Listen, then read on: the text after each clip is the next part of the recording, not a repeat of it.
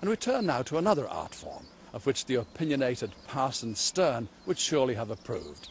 It involves a pencil and paper, an eye for the absurd, and a sharp wit. And in a quiet corner of North Yorkshire, I met up with one of its most incorrigible exponents. I don't know how they know, but apparently I'm left-handed. I know the teachers pick on you and call you names, but you've got to come to school. You're the headmaster. This card is for a special day. You've got the sack, so on your way. It's an art that seems to attract the quirky and eccentric. People like Doug Lawrence. Take where he lives for a start. A 17th century cottage full of character, but so far off the beaten track that the only way Doug can get to it is by a fair old hike across fields and over a footbridge from the village of Cowling. Then there's Doug himself, all 6'5" of him, topped by a shiny dome and a luxuriant Father Christmas beard. And finally, there's his compulsion to caricature, something that emerged when he took up teaching biology as a career. I found it was a very interesting diversion in staff meetings to be drawn people sitting round or to be drawn the headmaster. And it had the one advantage that while he was sitting doing this, they're thinking he's taking notes, is this man. He's, you know, he's really interested in it. But you're not, you're caricaturing. caricaturing. But I was caricaturing them. I liked teaching. What I didn't like was having to sit people down in seats and keep them quiet. And the man who was the head of department I used to mock him mercilessly. I've got a very big cartoon of his digestive system because he always having problems with this.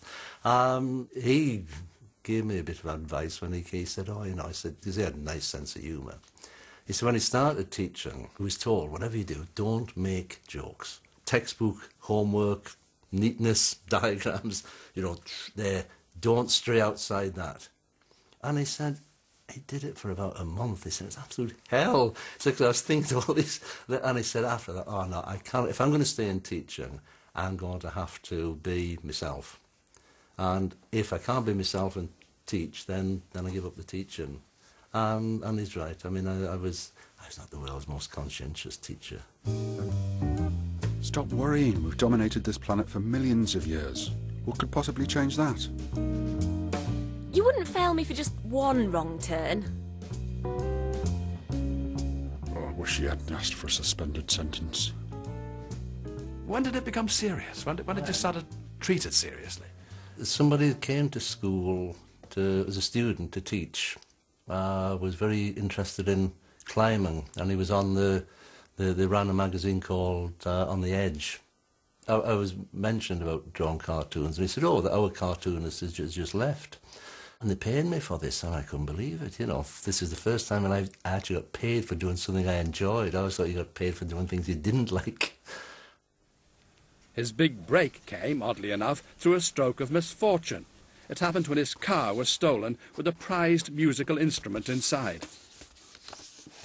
I never got the car back, but there must have been music lovers because they took the double bass out and left it in somebody's allotment over in Lancashire, about 10 miles away.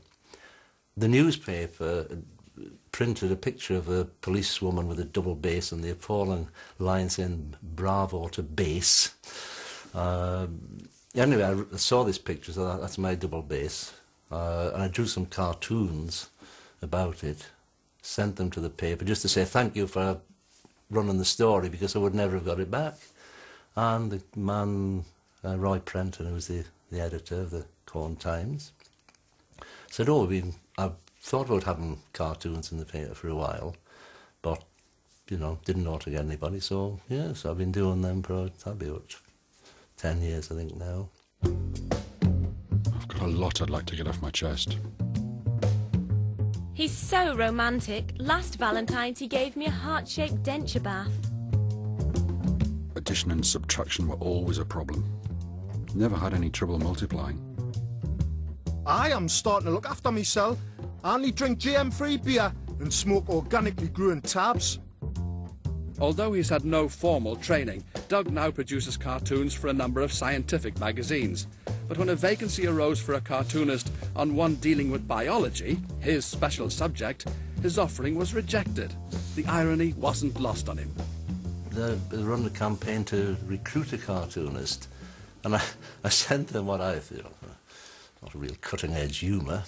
I thought, biology, what do you do? We'll have dinosaurs and cavemen. It's a bit of a theme with cartoonists, is that. So I sent them these in. I thought these were pretty good. And they wrote back and said, oh, the cavemen didn't live at the same time as the dinosaurs, and this would be not a good idea, would give our readership. And I thought, well, you know, Walt Disney has a talking duck. Didn't do him any harm. You always do what you're good at, and I was good at being different. Different stupid usually, and it was even worth getting caned if you could. But if you had the laugh, if you got the remark in, not nasty, not cheeky, but you got the clever remark in, which got the class to laugh. Right, I've had my entertainment. I'm now going to pay for it. And I suppose it's the same thing now. It's not a bad way to be remembered, is it? You know, always the man that used to draw silly drawings.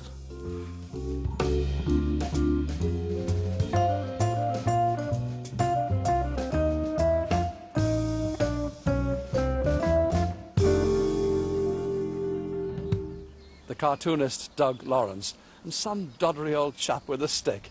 And that, I'm afraid, brings us to the end of our wanderings for another week. We'll be back next time with some more tales from the Dales, but for me, for now, goodbye.